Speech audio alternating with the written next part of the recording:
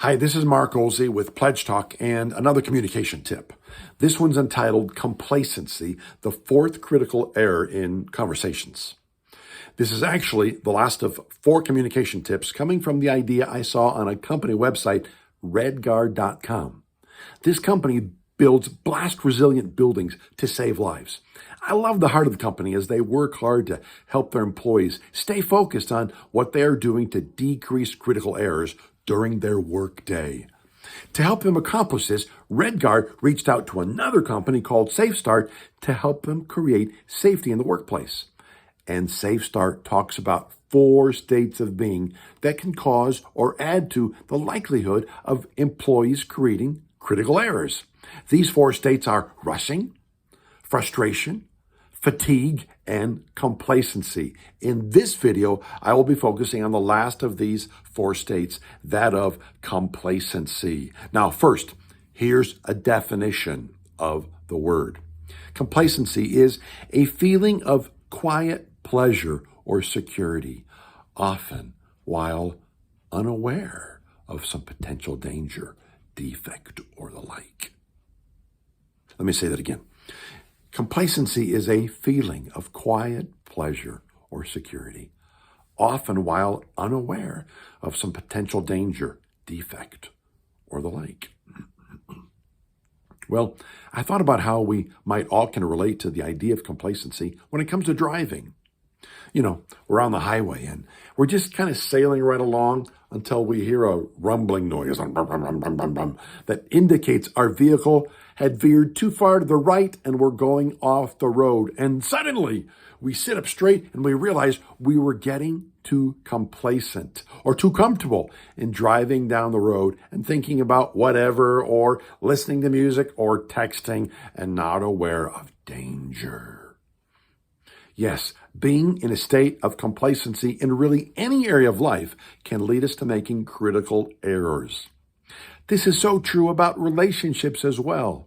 We think things are going fine with a spouse or a child or a friend as we are sailing right along until we find out sometimes the hard way that things are not so fine after all. Someone is angry. Someone feels missed. Someone feels hurt. And we didn't know. We were complacent.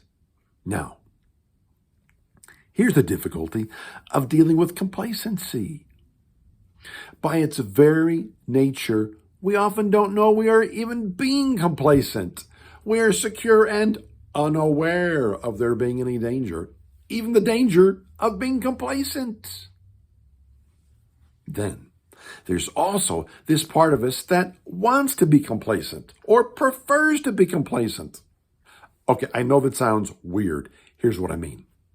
We want to be secure and don't want to think of danger because that takes away from the feeling of security.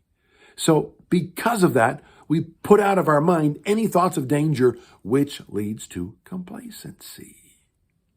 Now, here's how our complacency affects our communication. We're not expecting conflict to occur. I mean, we got through it last week, so we ought to be fine for a while, right? And we grow complacent. Or, because we don't like conflict, we shut it down or push it out of our minds the moment it might surface so we can get on our way. And again, over time, believe all is well and become complacent. But as a result of our complacency, we aren't prepared for when conflict occurs. And so when it does, we handle it ineffectively and even in damaging ways. Well, here's how we need to think instead.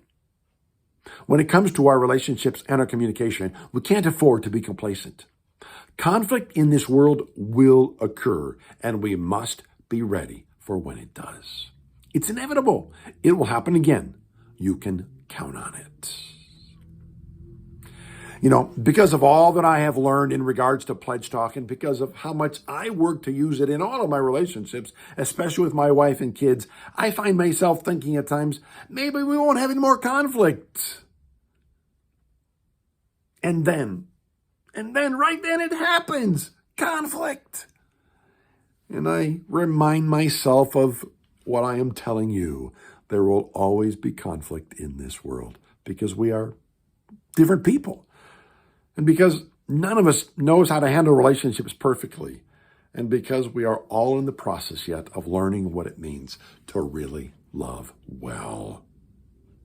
So, we must not get complacent in our relationships. Instead, here's what we must do. We must start right now by admitting to ourselves we are not immune from conflict. Do this with me.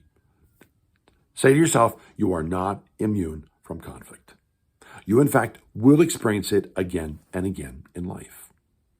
Tell yourself it might even happen today or tonight. Tell yourself this every morning before you face your day. Not to be a downer or negative, but to help you just be ready and prepared to do what is good and helpful when it happens. And then, when it still does happen, and you're surprised because you're trying to be prepared, do this. Use Pledge Talk. Use Pledge Talk.